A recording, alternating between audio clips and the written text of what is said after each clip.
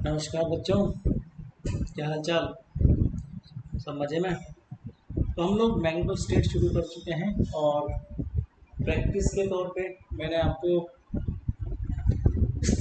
Sorry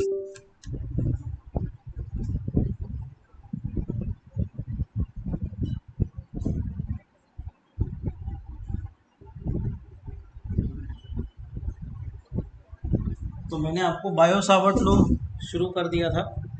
अब इस Biot Savart law में हम थोड़ा आगे बढ़ेंगे और इसके कुछ प्रैक्टिस क्वेश्चंस आज फिर से करेंगे। आपने ये समझ लिया आखिर बायो सावर्ट लॉ होता क्या है। ये मैंने आपसे कहा था कि एक वायर होता है, उसके लिए हम इनफाइनाइट लेंथ के लिए निकाल सकते हैं। तो ये एक तरह का डेरिवेशन जो है मैंने आपको करवाया था, जहाँ तक मुझे पता है। पहले मैंने बताया था कि एक वायर है जिसके दो हिस्से हैं, दोनों हिस्से की वजह से मैंने निकलवाया था, फिर उसके इनफाइनाइट लेंथ का निकलवाया था। आज अगला सवाल हम लोग करते हैं, थोड़ा सर्किल वर्किल का काम कर लेते हैं ताकि आपको लगे कि हाँ सर्किल जो है वो क्या होता है बेसिकली ना। चलिए,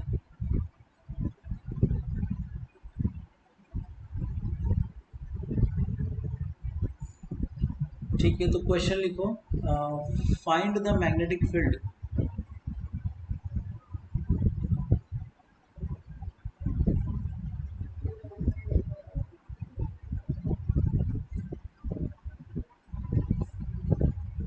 find the magnetic field at point P at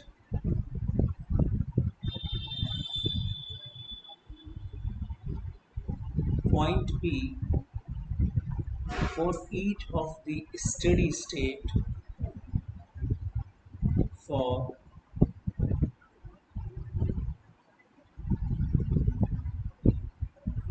each of the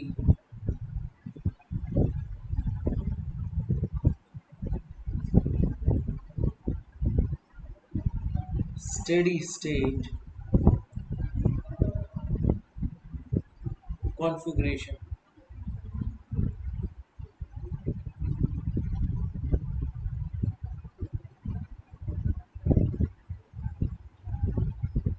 समझ की बात। हमारे पास में अलग अलग कॉन्फ़िगरेशन है।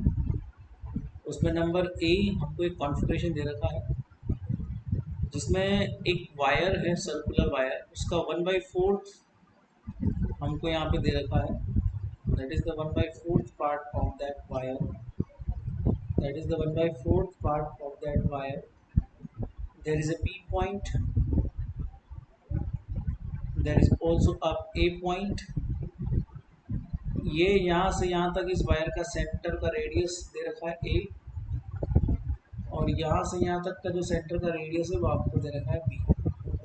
तो बेसिकली हमारे पास इस तरह की अवेलेबल है और वायर हमारे पास है।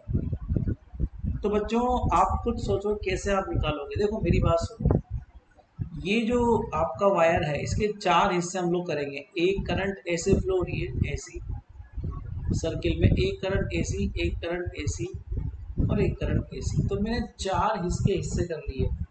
जो पहला हिस्सा है ना वो वायर की एक्सिस पर मैग्नेटिक फील्ड निकालने को बोल रहा है। तो बेटा मैंने आपसे कहा था कोई वायर है, सीधा स्ट्रेट वायर है, उसकी एक्सिस पर अगर हमेशा देखें तो थीटा बराबर 0 डिग्री होता है। यहाँ पर भी ये वायर की एक्सिस ही है, तो वायर की एक्सिस पर ही ये पॉइंट रखा हुआ है। और मैंने कल कहा था कि अगर ये वायर है, इस वायर की एक्सिस पर कहीं भी निकालना हो तो एंगल थीटा 0 डिग्री पड़ता है। साइन 0 प्लस साइन 0 क्या होता है? 0 ही होता है, और क्या। तो ये सब चीज़ें समझने परखने के बाद हम इस नतीजे पर पहुंचते हैं कि केवल इस सर्किल की वजह से करंट मैग्नेटिक फील्ड आएगा। तो मैं इसे मान लेता हूँ कि जो पहला सर्किल है ये वाला, इसकी वजह से मैग्नेटिक फील्ड B1 होगा। दूसरा सर्किल जो बना हुआ है B2 होगा, बट ये पूरा सर्किल नहीं है। ये सर्किल का कितना एंगल बन रहा है? सेंटर पे 90 डिग्री बन रहा है। तो देखो अगर पूरा एंगल होता है तो R मल्टीप्लाई विद द जितना एंगल कवर होता है, तो पूरा सर्किल 2 पाई एंगल कवर करता है। बट यहाँ सर्किल केवल पाई बाई 2 एंगल कवर कर रहा है। इसका सर्कमफेरेंस कितना हो जाएगा, केवल π/2। इस हिस्से का हम लोग निकालेंगे, वरना पूरे सर्किल के लिए तो कितना होता है, कंप्लीट सर्किल के लिए एंगल होता है 2πr, ठीक है। बट यहाँ पर हम लोग कितना निकालेंगे, पाई समथिंग, ठीक है ना। तो जरा सोचो कैसे करेंगे इसको।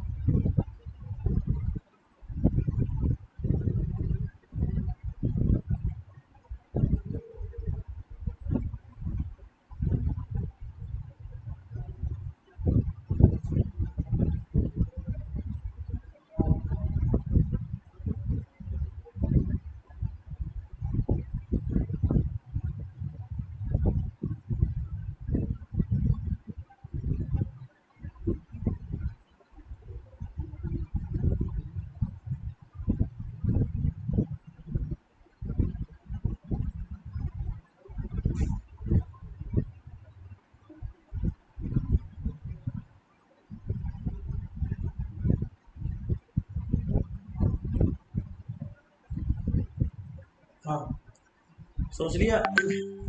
तो मैं ऐसे बोलता हूँ कि अगर मैं पहले वायर के लिए काम करूँ तो मेरे पास नॉर्मली जो इलेक्ट्रिक फील्ड होता है वो होता है delta B is equal to mu naught I d l sine theta upon 4 pi r square. तो d l sine theta, sine तो मेरा जीरो था, डी एल ये सर्कमफेरेंस को शो करता है ना। अगर यहाँ पर सर्कमफेरेंस 2πr होती है तो हम इसका वैल्यू 2πr रखते हैं। बट अगर पहले वायर की बात की जाए तो पहला वायर B1 है जिसका रेडियस a है, तो मैं यहाँ लिखूंगा mu naught I upon 4 pi a square, और इसका सर्कमफेरेंस हमारे पास जो है वो a multiply with the π/2। In the same way अगर हम लोग निकालें तो B2 का भी उतना ही आएगा। तो कहने का मतलब ये है इससे ये कट जाएगा, इससे ये कट जाएगा, तो अल्टीमेटली जो बनेगा हमारे पास म्यू नॉट आई अपॉन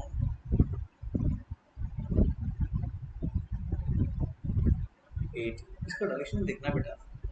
तो करंट B1 में ऐसे फ्लो रही है, तो थंब आपका बाहर की ओर जाएगा, राइट हैंड थंब रूल से, तो ये बाहर की ओर निकलेगा। इन द सेम वे आप चाहो तो B2 निकाल लो, बिकॉज सेम तरीका है निकालने का उसका। तो mu naught I upon 8a यहाँ पर रहेगा। इसमें करंट ऐसे फ्लो हो रही है, तो मतलब थंब अंदर की तरफ जाएगा, तो ये आया B है ना, तो इसको B लिखना पड़ेगा ना।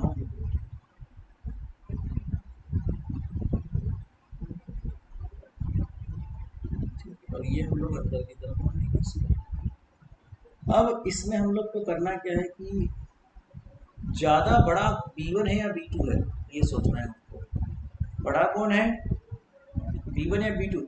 ऑब्वियस सी बात है B2। उसका कारण ये है कि A छोटा है B से और A डिनोमिनेटर में है। तो जब A डिनोमिनेटर में है और A छोटा है B से, तो B1 ऑटोमेटिकली बड़ा हो जाएगा। So we can say that B1 is बड़ा देन B2। तो रिजल्टेंट B जो आएगा, अब एक अंदर की ओर है एक बाहर की ओर है, तो रिजल्टेंट B आएगा P1, क्योंकि B1 ज़्यादा है, माइनस B2, B2 कम है, और ज़्यादा में से कम गया तो वर्चस्व ज़्यादा का होगा, तो रिजल्टेंट बाहर की ओर आएगा। तो बस ये आपका आंसर आ गया। बाकी कहीं पे और कोई आंसर नहीं होगा, बिकॉज स्ट्रेट वायर तो वैसे भी अपना कुछ निकालेंगे नहीं, ठीक है ना। स्ट्रेट वायर अपना कुछ नहीं निकालेंगे, दैट्स वाई। अब हमको अगला कॉन्फ़िगरेशन दिया हुआ है इसमें, ये वाला बी नंबर का।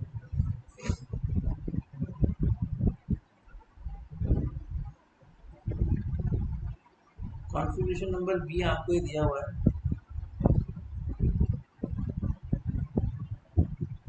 ऐसा। ये एक सर्किल का आधा पार्ट है, ये सर्किल का centre, this is the half circle, this is simply called the half circle, है ना। और इस सर्किल का रेडियस आपको दे रखा है कैपिटल आर, ठीक है। और हम लोग मान लेते हैं ये वायर है,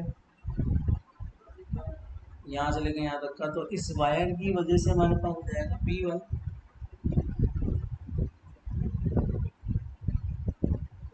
और ये हो जाएगा B2,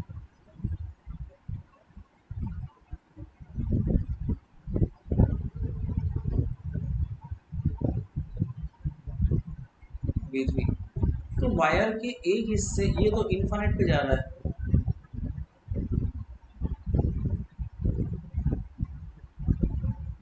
ये भी इन्फाइनाइट पे जा रहा है।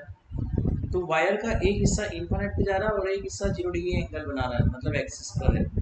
तो एक कोण तो हमेशा क्या होगा, इसका 0 डिग्री होगा, और एक कोण हमेशा इसका क्या होगा, 90 डिग्री होगा। तो अगर मैं इसे बोलूँ कि B1 B2 B3, ये तो B1 जो होगा, आप डिस्टेंस देख लीजिए, डिस्टेंस कितनी है वायर से उस पॉइंट की, तो आ रही है। तो mu naught I upon 4 pi r sine theta one plus sine theta two. तो sine theta one plus sine theta two मतलब 1 हो जाएगा। तो अल्टीमेटली हो जाएगा mu naught I upon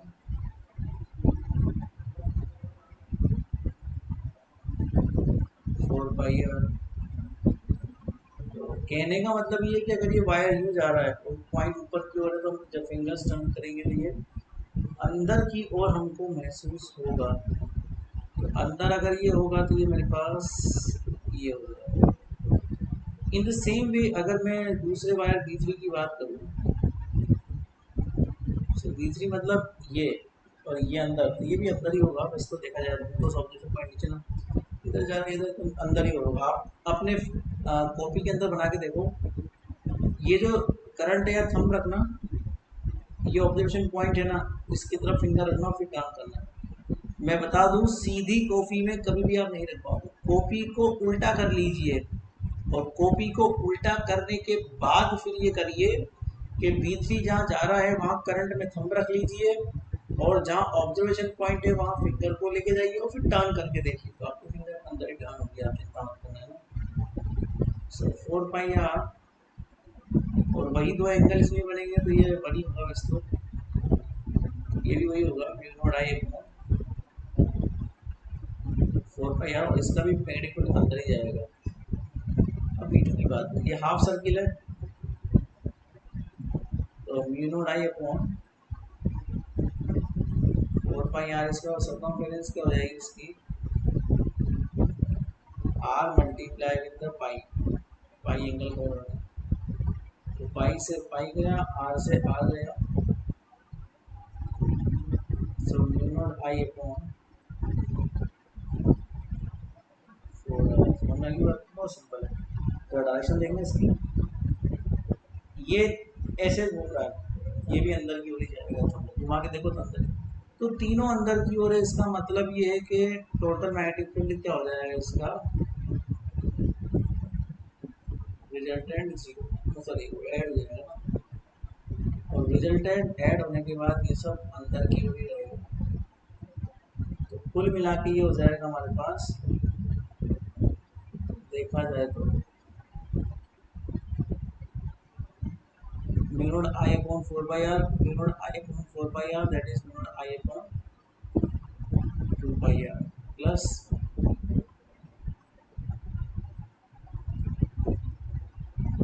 mu naught I upon 4 r, that's it. और ये जो है अंदर की ओर में, तो ये हमारे पास इस तरह से। अगला देखो सी नंबर,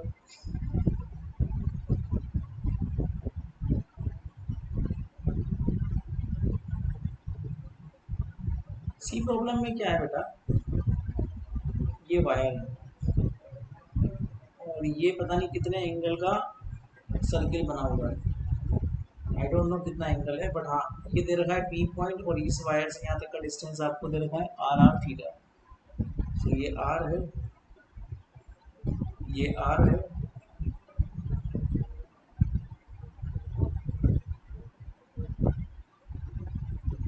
ये थीटा है। तो अब मैं एंगल निकाल सकता हूँ बेटा, देखो पूरा होता है एंगल 360, तो ये जो एंगल बना वो बना 360 माइनस 2 थीटा। इतना सर्कमफेरेंस कवर करना पड़ेगा, तो बाकी करंट डायरेक्शन आपको दिखा दूंगी, ठीक है। तो तो बच्चों देखो मैं आपको बताऊं, अगर मैं इस करंट इसका बोलूँ B1 और इसका बोलूँ B2, तो B1 तो खैर क्या हो जाएगा, एक वायर की वजह से होगा। और वायर जो एंगल बनाता है ना, चलो ध्यान देना बच्चों, ये वायर जो एंगल बनाता है इधर देखना, ये एंगल θ1 θ2 है ना, इस पॉइंट पे बनता है और यहाँ पर एंगल पॉइंट पर ही है, तो कोई प्रॉब्लम वाली बात ही नहीं है। ठीक है, तो हम लोग यहाँ लिखेंगे म्यू नॉट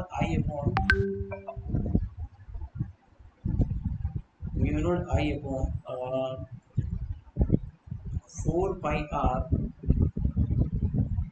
और sine theta plus sine theta that is 2 sine theta.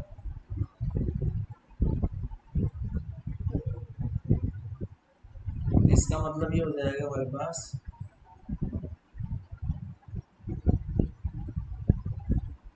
Mu naught से कट जाएगा, तो ये हो जाएगा केवल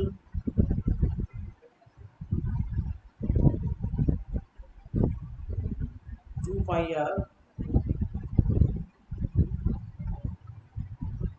और ये इधर है अंदर की हो जाएगा।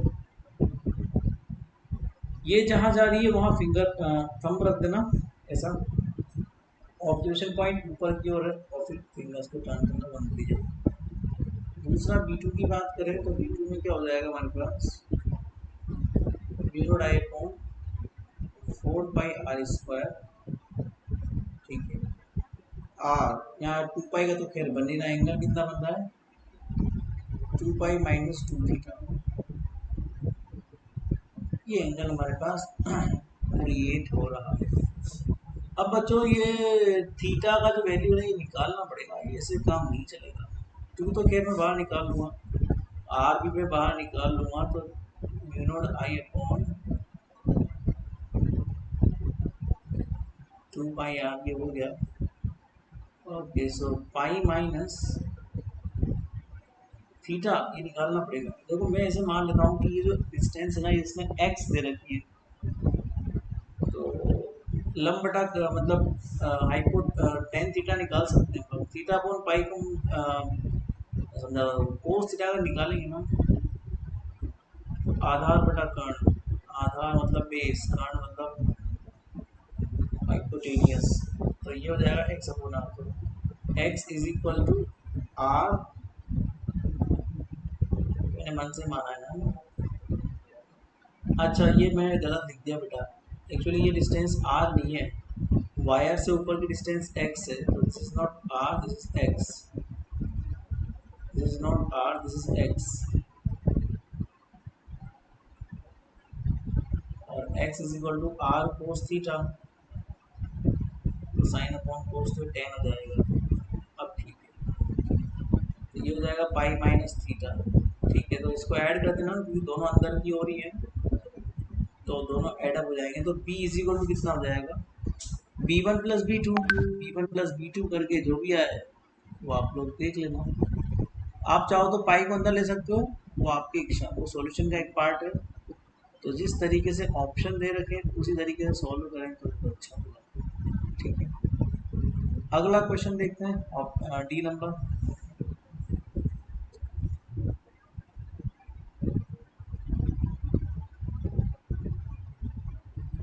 बड़ा अच्छा सवाल है,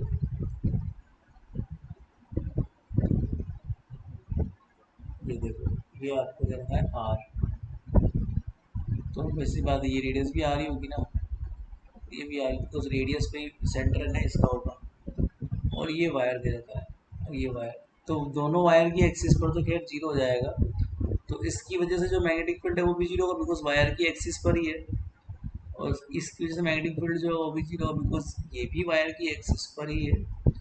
कुल मिला के यहाँ देखा जाए तो ये वायर की एक्सिस पर नहीं है, एक सर्किल है।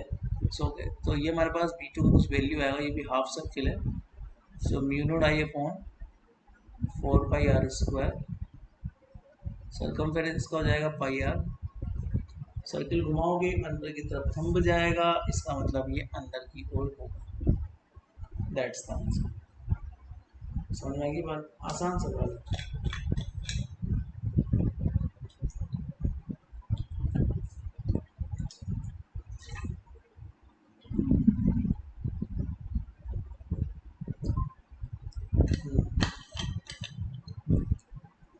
अब देखो, अब अगला सवाल और इंटरेस्टिंग है, डी नंबर के बाद ई नंबर, ध्यान समझना।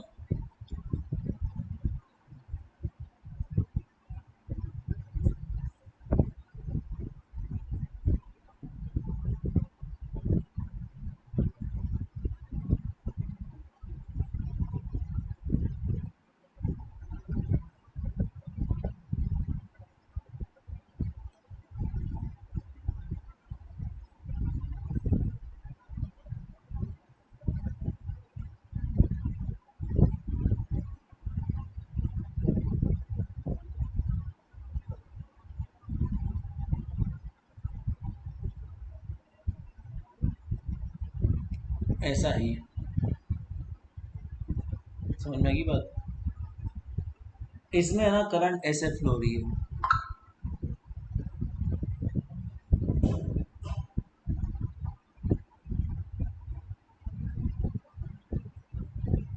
ये रेडियस आपको दे रखी है ए। अब इसमें मैं अलग अलग पार्ट बनाता हूँ, ये बी यहाँ पर डिस्टेंस है,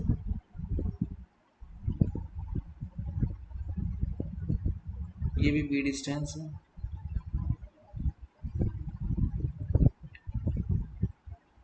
ओके।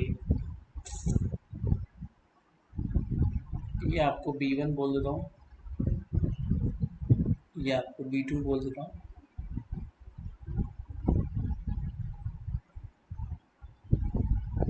ये B3 और ये B4 and this is B5। Okay, ध्यान देना बच्चों, यहाँ से यहाँ तक की जो डिस्टेंस है वो तो आप निकाल लो, रूट बी इसका प्लस बी इसका, बट ये एंगल जो होगा ना ये 45 डिग्री का होगा, बिकॉज सी स्क्वायर है, ये 90 डिग्री का एंगल है। एंगल में इसलिए निकाल रहा हूँ क्योंकि हमें वो स्ट्रेट वायर की वजह से निकालना पड़ सकता है ना, क्योंकि स्ट्रेट वायर है ना। तो जब मैं B1 की बात करता हूँ जो कि एक स्ट्रेट वायर का ही एक रूप है, so B1 is equal to simply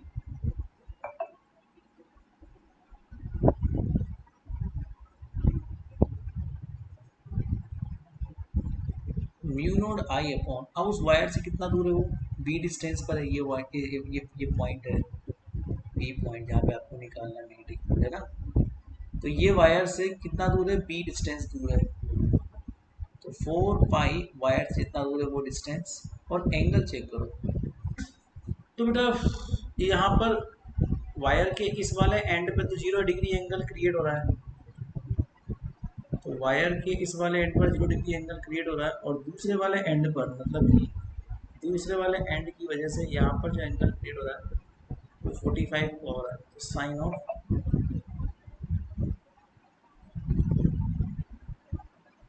45 degree. तो इसको जरा सोल्व कर लीजिए बच्चों, ये हो जाएगा म्यू नॉट आई अपॉन 4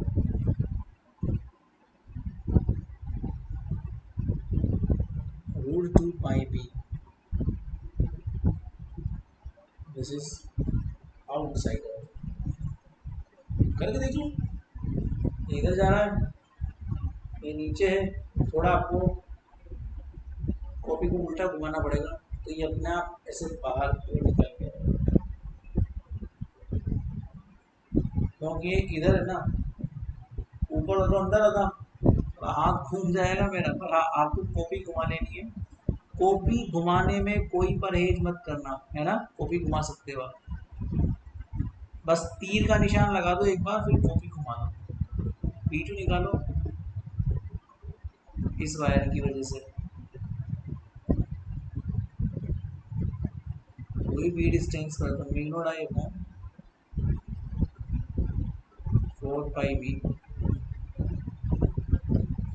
एक एंड 0 पर, दूसरा एंड 45 डिग्री पर,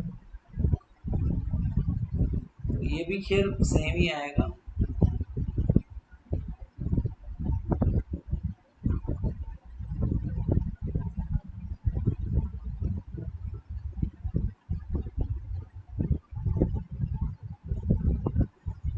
अब अगर B3 की बात करें तो ये एक्सिस पर है पॉइंट और B5 भी एक्सिस पर है।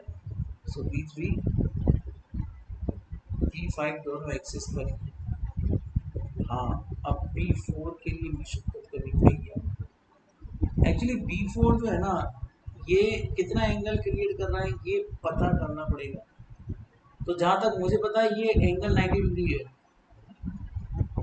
90 डिग्री को छोड़ के जो बचा एंगल है वो कवर कर रहा है सर्किल आपका। इसका मतलब अगर मुझे B4 निकालना है तो वही फॉर्मूला लगाना पड़ेगा, थोड़ा एक 4 पाई जो भी उसका रेडियस है और आर, यहाँ पर वो एंगल लिखना जो कवर हो रहा है। तो मेरे हिसाब से 360 में से केवल 90 डिग्री कम कर लो, उतना एंगल कवर हो रहा है। तो रिजल्टेंट जो आएगा वो 270 आएगा। 270 तो 3 पाई बाई 3 पाई बाई 2, हाँ ठीक है। तो ये हम लोग कवर करेंगे तो ये हो जाएगा 3 mu naught I upon 8a।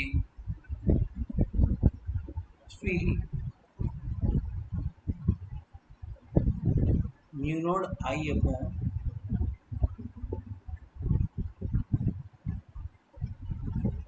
8a। अरे ये अंदर की ओर बचाओ तो घुमा के देख लो। तो ये अंदर है, ये अंदर है, बस ठीक है, बाकी तो बाहर ही है।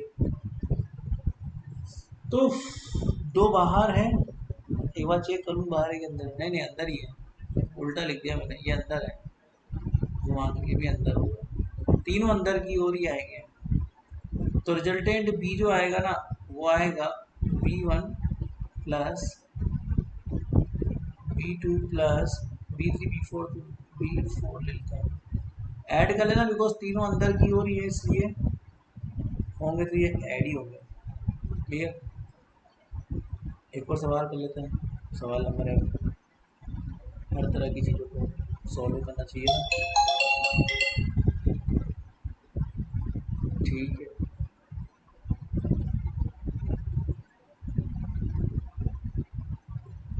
तो एक और बस सवाल कर लेते हैं ताकि इसके सवाल पूरे हो जाएंगे, फिर हमारे डी के बाद एफ कर लेते हैं।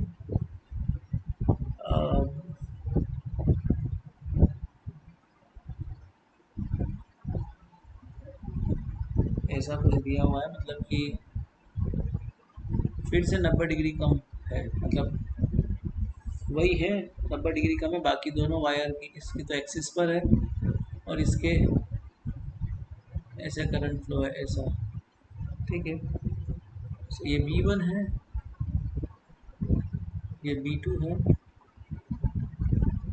और ये B3 है। ठीक है, तो ये हम लोग देखेंगे तो B1 का वैल्यू तो खैर 0 होगा, देखा जाए तो कुछ एक्सिस पर है। B2 का वैल्यू जो होगा तो वही होगा mu naught I upon 4 pi r square और आर वही 2 पाई में से आप 5/2 कम कर देना, जो भी आए वो लिख देना। और देखा जाए तो ये आएगा हमारे पास अंदर की ओर, और B3 जो है इसकी एक point mu naught I upon